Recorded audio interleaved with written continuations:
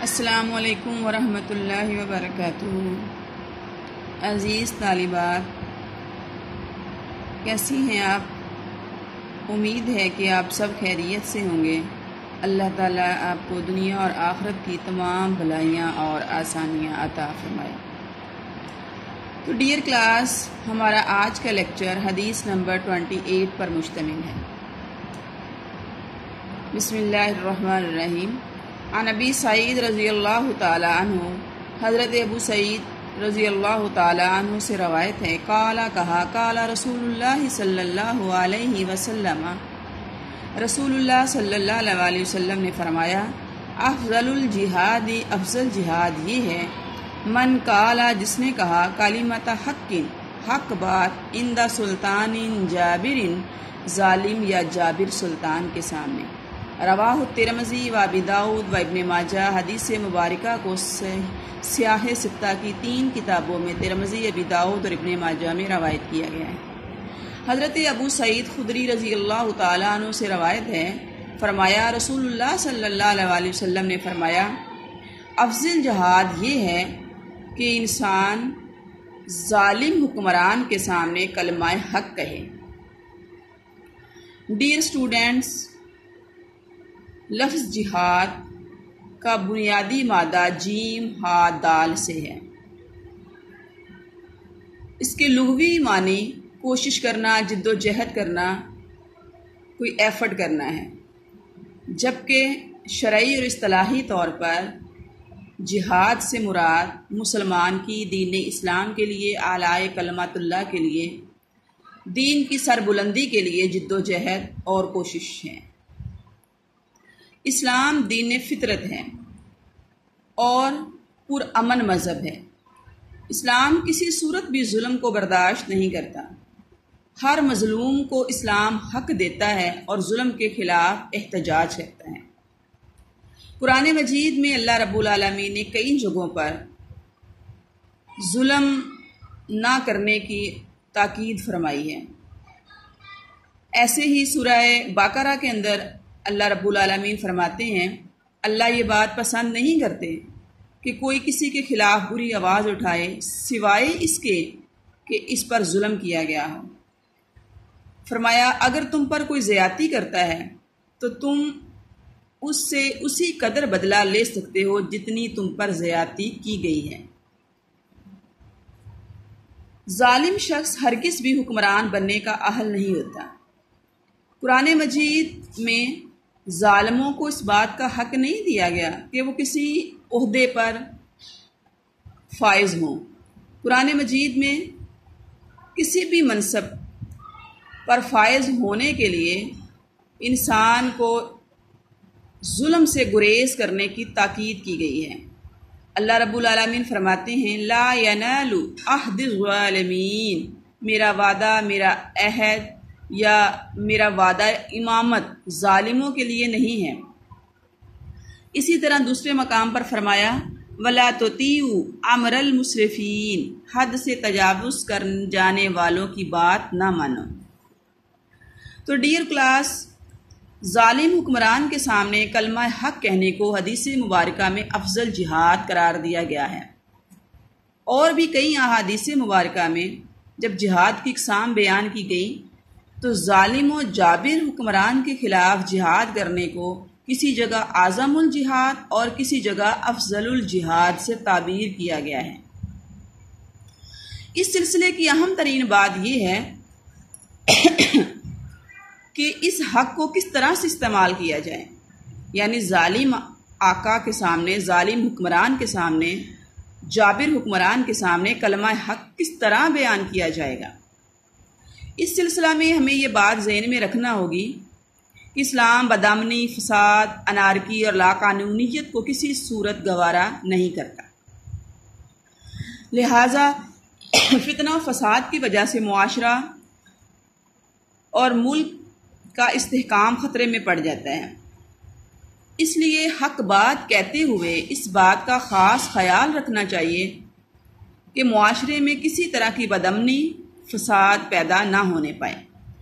معقول انداز میں، بہتر انداز میں ظالم سلطان کے خلاف آواز اٹھانے کے مختلف طریقے ہمارے ماہرین نے، محدثین نے، اکابرین نے بیان فرمائے ہیں۔ ان طریقوں کا خلاصہ یہ ہے کہ جہاد کا ہرگز مطلب یہ نہیں سلطان اور امیر کے خلاف جنگ و جدال شروع کر دی جائے، بلکہ اس کے ظالمانہ رویے کے خلاف معقول اور مناسب طریقے سے جد و جہد کی جائے، معقول لب و لہجہ اور مؤثر دلائل کے ساتھ گفتگو کی جائے۔ جب ہم اسلام کی سنہری تاریخ کا مطالعہ کرتے ہیں تو ہمیں اس طرح کے بے شمار واقعات پڑھنے اور سننے کو ملتے ہیں، جس سے یہ معلوم ہوتا ہے کہ ہمارے اکابرین نے، سلف صالحین نے، بزرگان دین نے ہر دور کے اندر ظالم اور جابر حکمرانوں کے سامنے کلمہ حق کو بلند کیا۔ حضرت امام احمد بن حنبل رحمہ اللہ تعالی کی حیات مبارکہ کا مطالعہ کریں تو ہمیں یہ معلوم ہوتا ہے کہ ان کے دور میں وقت کے حکمران نے ایک ایسی بات کہہ دی تھی جو کہ سراسر کفر پر مبنی تھی، اور جس کو تسلیم کروانے کے لیے اس نے اپنی طاقت و پاور کا استعمال کیا تھا۔ اس وقت کے تمام نام نہاد اور پیٹ پرست مولوی وقت کے اس حکمران کے سامنے گھٹنے ٹیک گئے، لیکن احمد بن حنبل رحمہ اللہ تعالی اس ظالم اور جابر حکمران کے سامنے حق بات لے کر ڈٹے رہے اور کھڑے رہے۔ احمد بن حنبل رحمہ اللہ کے مبارک دور کے اندر ظالم اور جابر حکمران نے قرآن مجید کو اللہ رب العالمین کا کلام ماننے کی بجائے مخلوق قرار دے دیا۔ اپنے اس دعویٰ کی تصدیق کے لیے اس نے عوام الناس سے اس کا اقرار کروایا کہ قرآن مجید اللہ رب العالمین کا کلام نہیں بلکہ نعوذ باللہ اللہ کی مخلوق ہے، اور وقت کے بہت سارے عالموں اور مولویوں سے فتاوی جات بھی فتوے لکھوا لیے تاکہ اپنی بات میں وزن پیدا کر سکے۔ لیکن احمد بن حنبل رحمہ اللہ نے اپنی استقامت کے ساتھ، کلمہ حق کے ساتھ ان کے سامنے ڈٹ جانے کا عزم کر لیا۔ حضرت امام احمد بن حنبل رحمہ اللہ تعالیٰ نے حق بات کے ساتھ سلطان کے سامنے، ظالم اور جابر حکمران کے سامنے اس بات کا اعلان کیا کہ قرآن مجید اللہ رب العالمین کی مخلوق نہیں بلکہ اللہ کا کلام ہے۔ لہٰذا دلائل کے ساتھ اور معقول لب و لہجہ کے ساتھ حکمران کے سامنے اس بات کو رکھا، جس کے لیے ان کو بہت سارے مصائب اور آزمائشوں سے گزرنا پڑا۔ وقت کے حکمران کی طرف سے ان کو قید اور جیل میں ڈال دیا گیا، لیکن امام صاحب کے قدم ڈگمگائے نہیں اور وہ اپنی بات پر ڈٹے رہے، اور بالآخر آج ہمارے سامنے یہ موقف کلیئر ہے کہ قرآن مجید اللہ کا کلام ہے، اللہ کی مخلوق نہیں ہے۔ بحث و تمہیز کی اگر حکمران کے ساتھ بحث و تمہیز کی صورت پیدا ہو جائے تو اس میں وَجَادِلْهُمْ بِالَّتِي هِيَ أَحْسَنُ اچھے طریقے سے گفتگو کو اختیار کرنا، اس کی تاکید کی گئی ہے۔ اس کے ساتھ ہی ظالم حکمران کے سامنے کلمہ حق کہتے ہوئے ہمیں نبی علیہ الصلوۃ والسلام کی ان فرامین کو بھی ذہن میں رکھنا چاہیے کہ آپ صلی اللہ علیہ وسلم نے فرمایا مسلمانوں کی جماعت کو مستحکم رہنا چاہیے۔ فرمایا علیکم بالجماع، ایک اور جگہ پر فرمایا من شذ الی النار، جو جماعت سے الگ ہو گیا وہ جہنم کی طرف چلا گیا۔ گویا ظالم حکمران کی اصلاح کرتے کرتے ایسا نہ ہو کہ ملکی سلامتی اور یکجہتی کو داؤ پر لگا دیا جائے، بدامنی اور فساد پیدا کر دیا جائے اور پورا نظام ہی درہم برہم ہو جائے۔ ڈیئر اسٹوڈنٹ، اس حدیث مبارکہ سے اسلام کی سیاسی روح کو سمجھا جا سکتا ہے۔ حکمرانوں کی زیادتیوں کو کسی صورت برداشت نہیں کیا جا سکتا۔ حاکم وقت تو عوام الناس کا خادم ہوتا ہے۔ حاکم وقت لوگوں کو ظلم و زیادتی سے بچانے کے لیے ہوتا ہے۔ حاکم وقت کا کردار مظلوم کی مدد کرنا اور ظالم کا ہاتھ روکنا ہے، لیکن اگر وہ خود ہی زیادتیاں کرنے لگ جائے تو پھر اس کے خلاف کھڑے ہونا، اس کو زیادتی اور ظلم سے روکنا، یہ افضل ترین جہاد ہے۔ کربلا کے میدان میں حضرت امام حسین نے جو کلمہ حق بلند فرمایا وہ دراصل اسی حدیث مبارکہ کی بازگشت ہے۔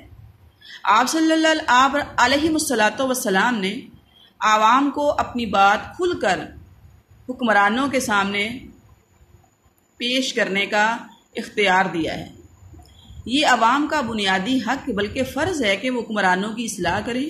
کوئی قانون عوام سے یہ حق چھین نہیں سکتا۔ نبی علیہ السلام نے ظلم و زیادتی کے خاتمہ کے لیے ایک اور موقع پر فرمایا، اپنے بھائی کی مدد کرو، خواہ وہ ظالم ہو یا مظلوم ہو۔ صحابہ نے حیران ہو کر عرض کیا، اللہ کے نبی صلی اللہ علیہ وسلم، مظلوم کی مدد کرنا تو سمجھ میں آتا ہے، لیکن یہ ظالم کی مدد کرنا کیا ہے؟